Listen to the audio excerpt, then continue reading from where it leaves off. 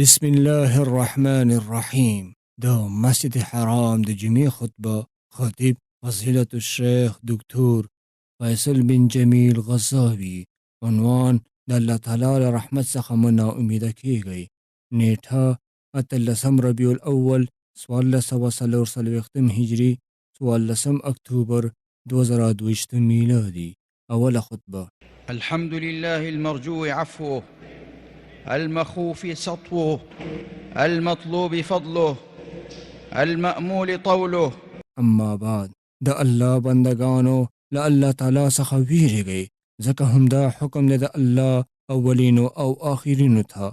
الله فرمای: ولقد وصينا الذين اوتوا الكتاب من قبلكم وإياكم ان اتقوا الله.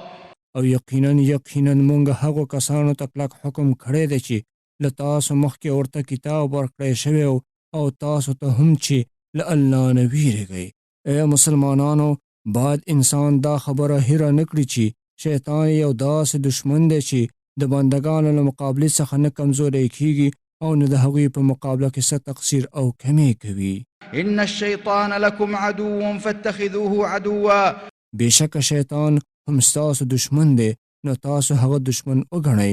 څومره چې وس وشي هغه همیشه له موږ سره دشمني کوي، نو باید موږ خپل ټول وس له هغه سره په مقابله او جګړه کې تیره کړو او د هغه له چل او فریب نه د الله تعالی په ذکر سره خپل ځانونه وساتو او د هغه چا په شان جوړ نشو چې د هغوی په حق الله فرمایي په دوی باندې شیطان غالب شوی دی، نو هغه له دوی نه د الله ذکر هیر کړی دی.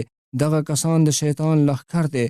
خبردار شئ، بېشکه د شیطان لښکر چې دی هم دوی زیانکاران دي.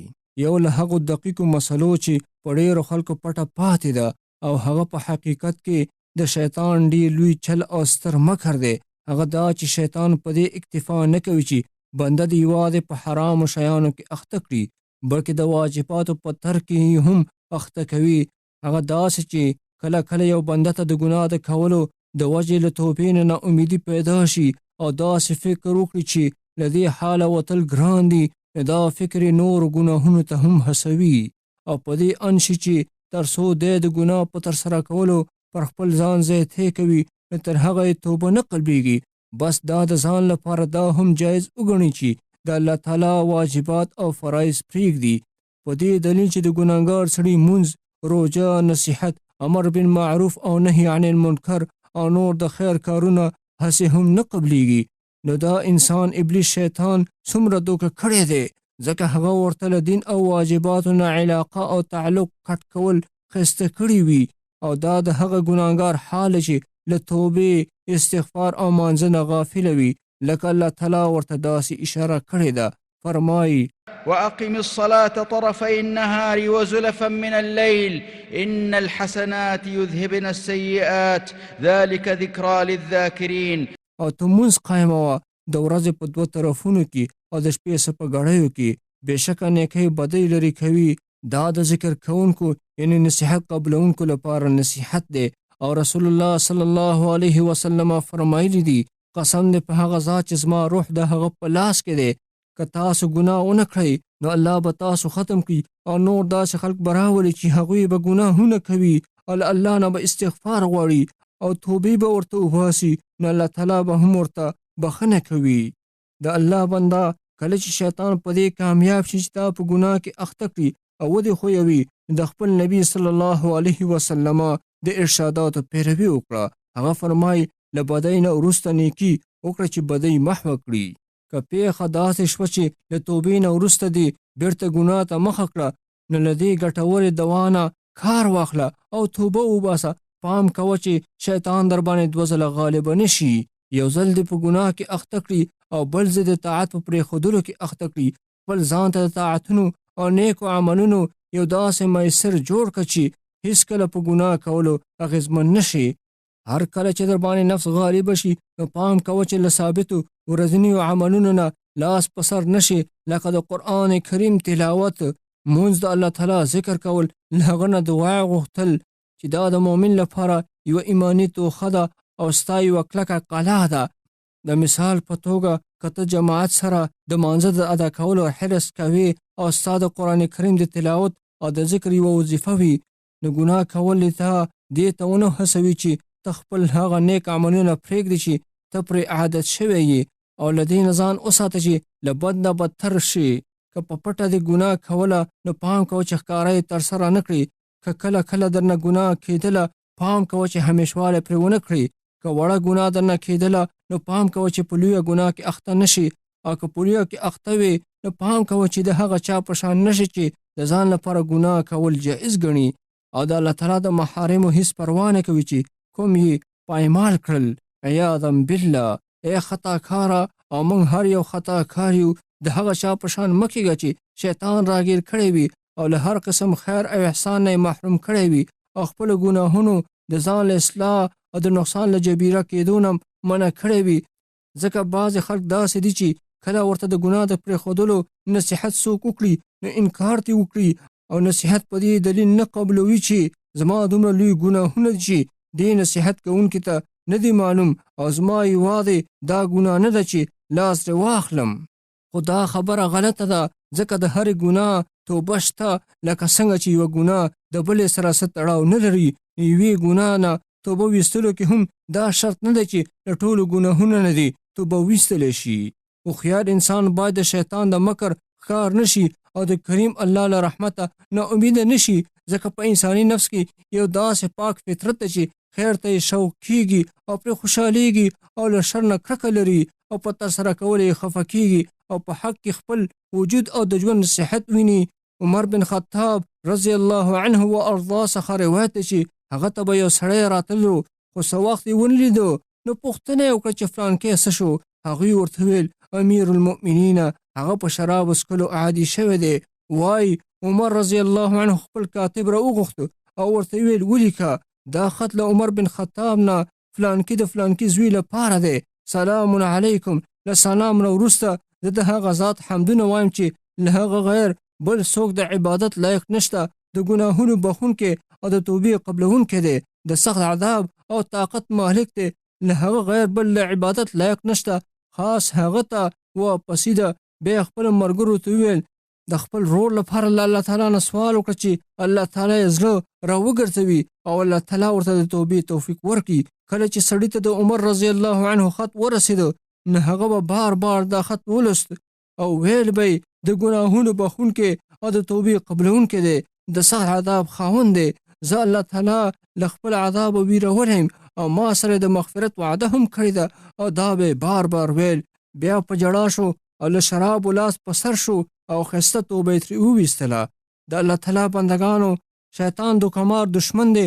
له بار بار ګناه کولو نه وروسته انسان د الله تعالی د رحمت نه د مایوسۍ او ناامیدۍ په لویه ګناه کې اچوي چې پر خپل رب بدګمانه شي.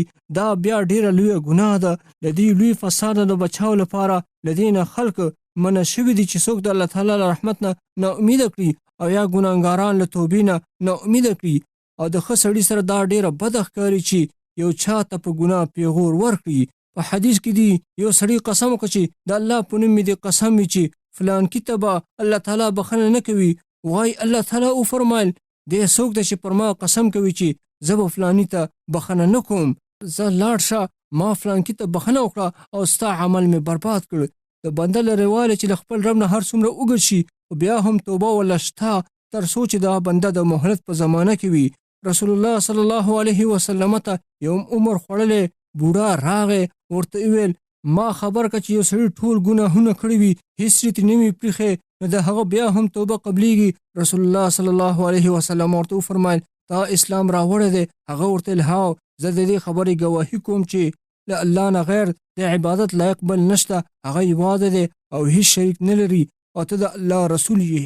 رسول الله صلی الله علیه وسلم ورته وفرمایل هاو نیک کارونه کوه او بدۍ پرېږده، الله به یې د الله ټولې نیکۍ وګرځوي. نو بیا هغه بوډا ورته ویل چې زما دوکې او فجور ټول. هغه ورته ویل هاو. نو هغه بوډا ویل الله اکبر. نو دا الله اکبر بار بار ویل او د خلکو له نظره پټ شو.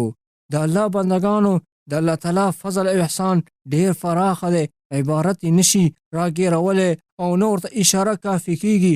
نو د الله تعالی له رحمته مه ناامیده کیږئ، بلکې هر کله چې هم د یو بنده نه ګناه وشي نو توبه دې ترې وباسي. همیشه دې د الله تعالی دا وینا یاده ساتي إن الله يحب التوابين ويحب المتطهرين. یقینا الله تعالی ډېر توبې ویستونکي خوښوي او ښه پاک اوسېدونکي خوښوي. په دې کې د هغو زړونو لپاره تسلي ده چې له ګناه نه وروسته توبه وباسي خو بیا ګناه وکړي او بیا ترې توبه وباسي. څوک چې په دې خبره پوه وي چې د الله تعالی عفو عظیمه او رحمت له ګناهونو فراخه دی، نو د الله تعالی د رحمت څخه نه ناامیده کېږي او نه د خپلې توبې له نوي کولو نه تېرېږي. په یو حدیث کې دی چې یو بنده ګناه وکړه نو ویل ای زما ربه ته ماته زما ګناه وبخه. نو الله تعالی وویل زما بنده ګناه وکړه خو په دې پوه دی چې یو داسې رب لري چې ګناه بخي هم او رانیول پرې هم کوي. بیا یې ګناه وکړه او ویل ای زما ربه ته ماته زما ګناه وبخه. نو الله تعالی وویل زما بنده ګناه وکړه خو په دې پوه دی چې یو داسې رب لري چې ګناه بخي هم او رانیول پرې هم کوي. بیا ګناه ته راوګرځېدو او ګناه یې وکړه او ویل ای زما ربه ته ماته زما ګناه وبخه. نو الله تعالی وویل زما بنده ګناه وکړه خو په دې پوه دی چې یو داسې رب لري چې ګناه بخي هم او رانیول پرې هم کوي. نو الله تعالی ورته وایي څه چې کوي ما تا ته بخښنه وکړه. د دې مطلب دا دی چې تر څو چې ته نوې ګناه کوي او توبه ترې وباسې او له خپل رب نه بخښنه غواړې نو څه چې کوي باک نه کوي. په دې کې ګناه ته نه ترغیب دی او نه اجازه، بلکې توبې او استغفار ته پکې ترغیب دی. چا خپل استاد ته ویل زه ګناه کوم، هغه ورته ویل توبه وباسه. هغه ورته ویل بیا یې کوم، هغه ورته ویل بیا توبه وباسه. بیا ورته شاګرد ویل تر څو پورې به دا کوم، هغه ورته ویل تر څو پورې چې ته شیطان خفه کړې، ځکه هغه دا ډیره خوښوي چې تا په ناامیدۍ او ناهیلۍ کې اخته کړي. مسلمانانو ورونو، یو له هغو پیغامونو نه چې باید خلکو ته ورسیږي او باید هغه چا ته ورسیږي چې همیشه ګناه کوي، چې انسان په سم او برابر فطرت د خیر په محبت او د هغه په قبلولو او د شر په کرکه او د هغه په دفاع کولو باندې پیدا شوی دی. نو باید الله تعالی هر نافرمان انسان مجاهده وکړي او خپل نیک صفات قوي کړي او نور هم ورته وده ورکړي. ځکه څومره چې نیک صفات پکې قوي کېږي نو هغومره ورسره د شر اسباب کمزوري کېږي او د ګناه لارې ورسره تنګېږي او د شیطان لارې ورسره بندېږي. لکه څنګه چې والله دا خبره ډیره ضروري ده چې باید خپله ګناه د توبې او بخښنې مخې ته سپر ونه ګرځوي او په دې پوه شي چې د الله تعالی د رحمان ذات رحمت په ګناهګارانو لنډ او تنګ نه دی او ګناه چې هر څومره لویه شي خو توبه ترې شته. لکه په مخکینیو امتونو کې چې یو سړي 100 قتلونه کړي، سره له دې هم له الله تعالی نه ناامیده نه شو او د خپل وطن نه مهاجر شو. الله تعالی ته خپل زړه متوجه کړ، نو الله تعالی په هغې لاره کې وفات کړ چې دا پرې هغې ځمکې ته روان و چې هلته د الله تعالی عبادت وکړي. نو د الله تعالی رحم پرې وشو او د رحمت ملایکو یې روح قبض کړ. د الله بندگانو کله چې الله تعالی پر یو موحد بنده باندې د خیر دروازه کلاو کړي نو باید له هماغه خیر سره پاتې شي، اگر که د الله تعالی په طاعت کې نه تقصیر او کمی والا وي. نبی صلی الله علیه وسلم خپل ملګرو ته یوه قصه کړې وه چې یو سړی هېڅ خیر یې نه و کړی خو خلکو سره معاملات و. خپل استازي ته به ویل کومې روپۍ او حق چې درته په اسانه میلاوېدې هغه اخله او که درته سختېده نو له هغې نه تېرېږه، شاید چې الله تعالی زموږ له ګناهونو نه تېر شي. وایي چې کله هغه سړی وفات شو نو الله تعالی ورته ویل څه خیر دې کړی دی؟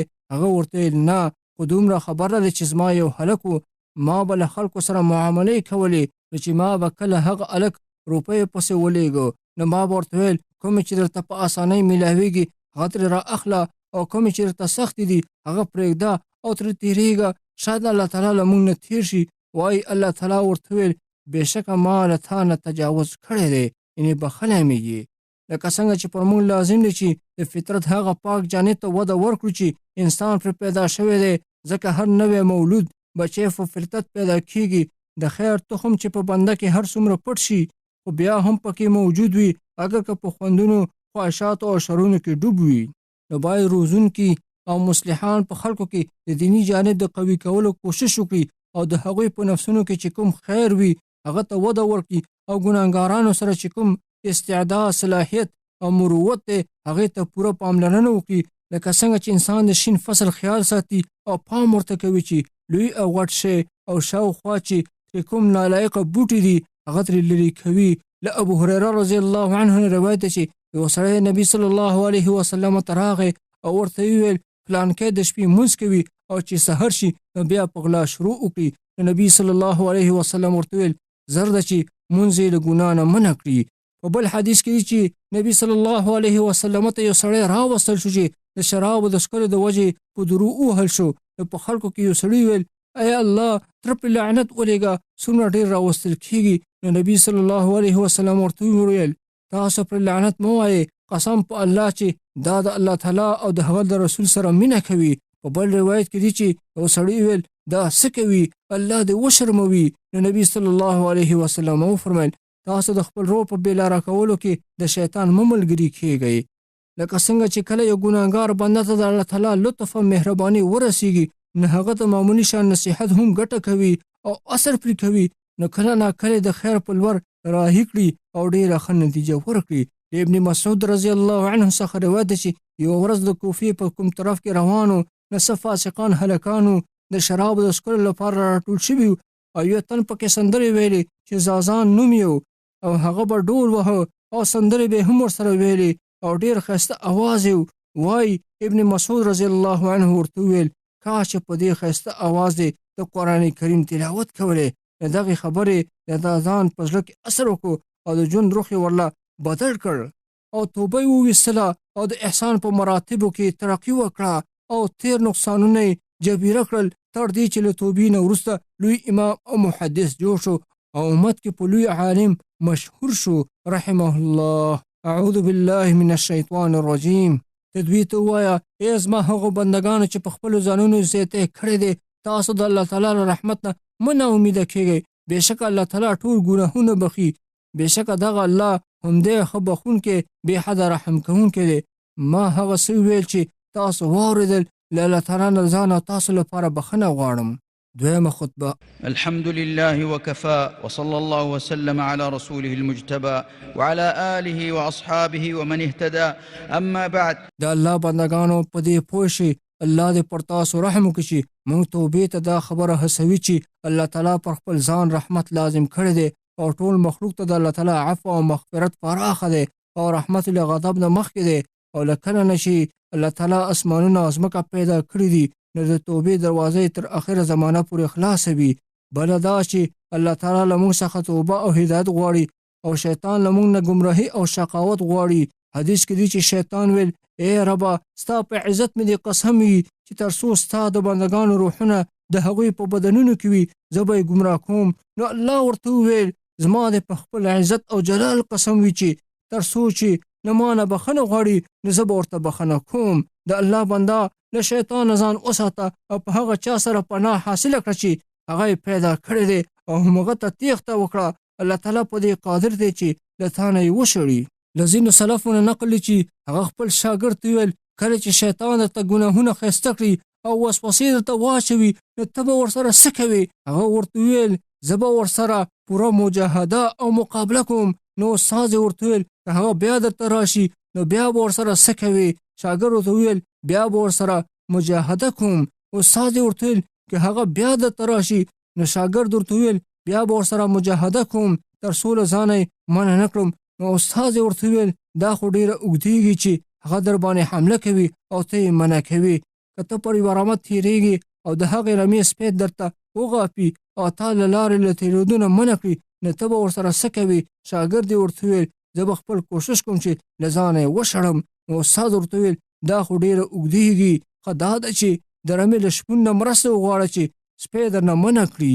زما د اسلام ورونو د رسول الله صلی الله علیه وسلم له دې حدیث چې فرمایلی دي هر بني آدم خطا کیدونکی دی او غوره خطاکار انسان هغه دی چې الله ته بار بار توبه وباسي. معلومیږي چې داسې ناشنا خبره نه ده چې یو انسان په ګناه کې واقع شي، خو ناشنا خبره دا ده چې بیا انسان په ګناهونو کې غرق شي او همیشواله پرې وکړي او د سرکشۍ او ګمراهۍ په لار روان شي او د هدایت لار پرېږدي. دا د خطرې خبره نه ده چې یو انسان له استقامت وروسته ګناه وکړي، لیکن د خطرې خبره دا ده چې له ګناه نه وروسته راویښ نشي او الله ته راستون نشي. د اسلام وروره جلتي وکړه، توبه وباسه، شکي کېږه مه، نن سبا هم مه کوه، له خپل رب نه مه لرې کېږه، د خپل مولا سره رابطه مه قطع کوه. د خپل ځان باره کې داسې مه وایه چې زه بېخیره یم، د توبې لایق نه یم. دا د شیطان پټې لارې او پټ دامونه دي. هر هغه چاته چې شیطان خوی کړی وي هر هغه چاته چې د رحمان ذات له لارې نه کوږ شوی وي، هر هغه چاته چې د مهربان رب نه لرې شوی وي، هر هغه چاته چې پر ځان د ګناه له وجې نه زیاتې کړی وي، هر هغه چاته چې ګناهونو دروند کړی وي، هر هغه چاته چې د الله تعالی رحمت څخه نا امیده شوی وي، هر هغه چاته چې خواهش پرې غالبه شوی وي او زړه تیاره شوی وي او سینه یې تنګه شوی وي، هر هغه چاته چې د توبې امید ختم وي، دې ټولو ته وایم تاسو دا خبره یا ساتئ چې ستاسو رب ډیر مهربان، ډیر بخونکی، ډیر قدردان دی چې کله هم تاسو ورته متوجه کیږئ نو ستاسو دعا قبلوي، که ګناه مو هر څومره لویه وي او که هر څومره مو کړي وي. حدیث کې راځي یقینا الله تعالی د شپې لاس راوږدوي چې د ورځې ګناهګار توبه وباسي او د ورځې لاس راوږدوي چې د شپې ګناهګار توبه وباسي تر دې چې لمر له مغربه راوخیږي. نو هغه ذات ته منډه کړئ چې د ګناهګارانو خطاګانې بخي او د نیکانو امیدونه ورپسې نښتې وي او هغوی نه دي نا امیده کړي او د توبې ویستونکو او دعا غوښتونکو دعاګانې هغه ته له اوو اسمانونو څخه برخیږي، هغه یې اوري او قبلوي. هغه پر خپلو بندګانو له مو نه هم ډېر مهربان دی او د خپل بنده په توبه له هغه چا نه ډېر خوشحالېږي چې په شړه ځمکه کې خپله هغه سوالۍ ورکه کړي چې پر هغې د خوراک او څښاک سامان بار وي او بیا یې پیدا کړي. نو دا ډېره لایقه ده چې موږ خپل رب ته راوګرځو او رجوع ورته وکړو. حال دا چې موږ د هغه بخښنې ته ډېر محتاج یو او د هغه له رحمت نه زموږ هېڅ چاره نشته. ولې نه؟ زما د پر هغه ذات قسم چې زما روح د هغه په لاس کې دی. نو باید له دې نه ځان وساتو چې ګناهونه مو راهیستار کړي او د خپل رب له توجه نه منع شو او د هغه په نافرمانۍ کې پاتې شو. د الله بندګانو د هغه پر غوره بنده چې الله ته ډېر راګرځېدونکی او نرم زړی او درود او سلام ولېږئ لکه څنګه چې درته حکم کړی دی. فرمایي بېشک الله او د هغه ملائک پر نبی درود وایي. ای هغو کسانو چې ایمان یې راوړی دی تاسو هم په دغه نبی باندې درود وایئ او سلام وایئ. سلام ویل ای الله پر محمد صلی الله علیه وسلم چې تر ټولو خلکو زیات ښایسته او خوږ انسانو تر قیامته همیشنی او پوره درود او سلام ولېږه. ای الله ته له راشدو خلیفګانو څخه راضي شه او له اصحاب کرامو تابعینو او له هغه چا نه هم راضي شه چې د هغوی په نیکه طریقه یې تابعداري کړې وي او د خپل عفو او کرم له مخې نمونه هم راضي شه. ای منان ذاته ای الله اسلام او مسلمانانو ته عزت ورکړه، کفر او کافران ذلیل کړه، ستا د دین دشمنان هلاک کړه. ای الله د حرمینو د هیواد ساتنه وکړه، د شریانو له شر نه، د فاجرانو خلکو له تکلیف نه، د چل جوړونکو له چلونو نه، له مکر کوونکو له مکرونو نه او له بدخوا کینهګر او د اسلام او مسلمانانو له دشمنانو نه. ای الله دا وطن او د مسلمانانو ټول وطنونه په امن، اطمینان او فراخۍ کې ولره. ای الله ته اسلامي امت ته داسې لارښوونه وکړه چې ستا د طاعت والا پکې عزتمن وي او د ګناه والا پکې له ګناهونو راوګرځي، د نیکۍ پکې حکم کیږي او له بدۍ نه پکې منع کیږي. ای د دعا اورېدونکیه ای الله تعالی موږ نه ګراني، وبا، سود، زنا، زلزلې، امتحانات او ښکاره او پټې فتنې لرې کړه زموږ له وطنه په خصوصي توګه او د مسلمانانو له ټولو وطنونو نه په عمومي توګه. ای الله ته زموږ د کمزورو ورونو ستا د لارې د مجاهدینو په سرحدونو د څوکۍ کوونکو او ساتونکو ملګری شه. ای الله ته د هغوی مددګار شه، ته یې تایید او مرسته وکړه. ای الله موږ په خپلو وطنونو او کورونو کې په امن ولره او زموږ چارواکي اصلاح کړه او زموږ مشري هغه چاته ورکړه چې له تا نه ویریږي او تقوادار وي او ستا رضا غواړي. ای رب العالمین ای الله زموږ امام او حاکم ته د هغو اقوالو او افعالو توفیق ورکړه چې ته یې خوښوي او پرې راضي کېږي، ته یې تندی نیکۍ او تقوا ته ونیسه. ای الله ته موږ ژوندي ولره په داسې حال کې چې موږ مسلمانان یو او مسلمانانو وفات کړه چې هیڅ بدلون او تغییر مو والله په دین کې نه وي کړی او له هر قسم شر او فتنو نه پکې بچ یو. ستا رب لره په عقیده چې د عزت او غلبې مالک دی، له هغو خبرونه چې دوی ځینې مشرکان بیانوي او سلام دی په رسولانو باندې او ټول د کمال صفتونه خاص الله لره دی چې د عالمونو ښه پالونکی دی.